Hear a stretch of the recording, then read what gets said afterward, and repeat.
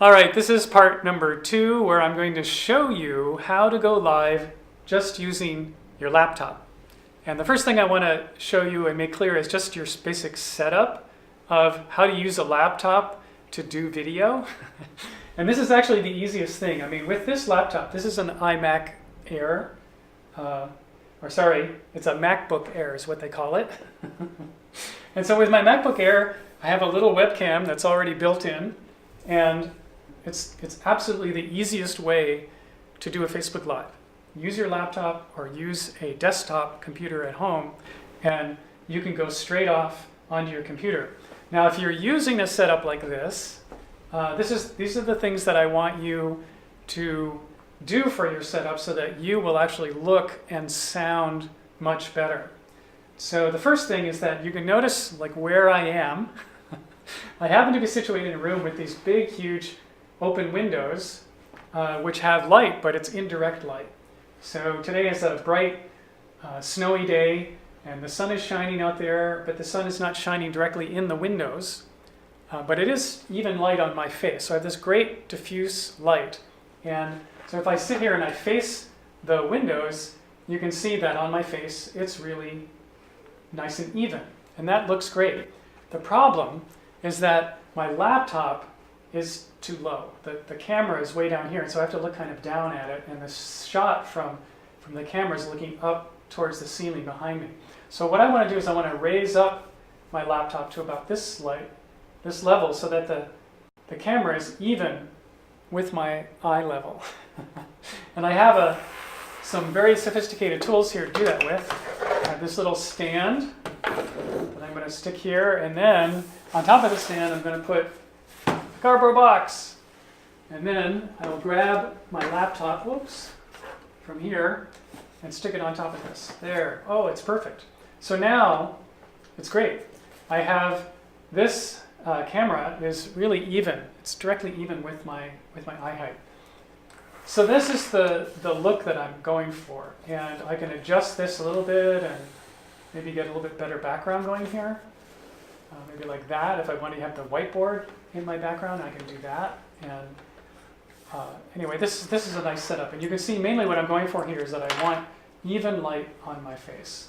And the other thing that you can do is that you want to reduce the amount of headroom that you have. A lot of people go on and they end up looking like this.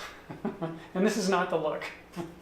You want to tilt your laptop down so that you just get rid of all that room above your head, and the top of the screen is right just above your head.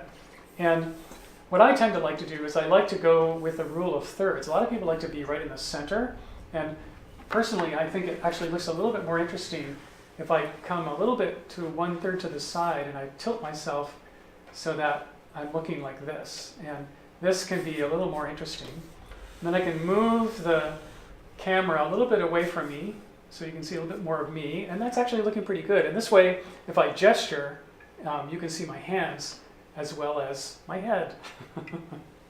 And you know, we communicate a lot with our hands. You know, we really do. So these are all things that you want to have sort of an awareness of when you're setting up to go live. But now you can see that this is looking pretty good. Now, the problem is it may not sound very good. So what I have, the simple tool that you can use, are your earbuds. This is just a normal pair of earbuds that happen to have a microphone right here. You can now hear me talking right into the mic. And so if I put these into my ears, now my sound is probably coming through a lot more clearly. Now, if you don't like the way this looks, having these earbuds hanging down, you can fix that by taking these, the part with the microphone and bending it around to hold it like this. And then I can take this and I can put it near me, but just out of the shot. And now, like, I'm only this far away from the microphone, and the sound is actually pretty good. And you can't tell that I'm holding a microphone out here. So this works pretty well as a way to go, and I can gesture with my right hand, and this looks fairly normal. The last thing that I'll say about setting up on your laptop is that you want to always be looking at your camera. So if I look at myself, which I'll start doing now, you can see that I'm kind of looking down. But if I look up at the camera, I'm looking more at you.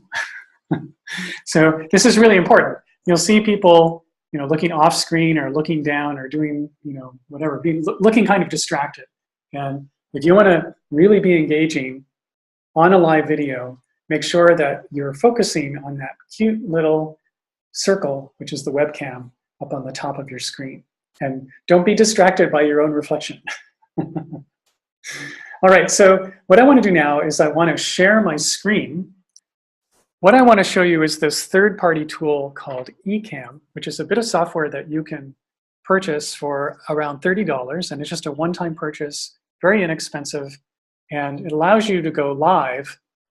Oh, right there's the price. It's $39, so it's $40. But still, $40 is pretty inexpensive. Most of the other applications, you're paying a monthly fee of at least $40 or $50 or $60 a month.